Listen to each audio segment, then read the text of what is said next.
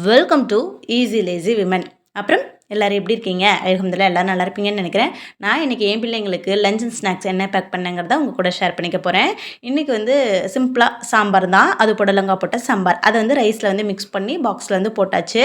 சாம்பார் தான் மோஸ்ட்லி இருக்கும். அதுதான் ஒரு கம்ஃபர்ட் ஃபுட் எல்லாருக்குமே. ஸோ அதுவே வந்து பேக் பண்ணியாச்சு. இது கொடுத்தோம் அப்படின்னா தான் காரமெல்லாம் இல்லை நல்லா இருந்துச்சுன்னு பிள்ளைங்க சாப்பிட்டு வந்துடுவாங்க. டிஃபன் பாக்ஸும் காலியாகும். சரி, பொரியல் டப்பாக்கு என்ன பேக் பண்ணலாம் அப்படின்னு பார்த்துடலாமா?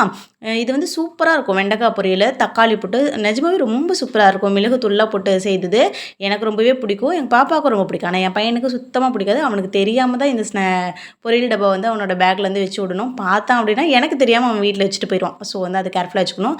அப்புறம் ஸ்நாக்ஸுக்கு நம்ம வந்து சத்து மாவு உருண்டையெல்லாம் வந்து பார்த்தோம் இல்லையா? அதுலேயே வந்து இன்றைக்கி சத்து மாவு கொழுக்கட்டை வந்து பண்ணியிருந்தது. அதையும் ஆளுக்கு 2 பீஸ் வச்சு விட்டாச்சு. அவ்வளோதான்.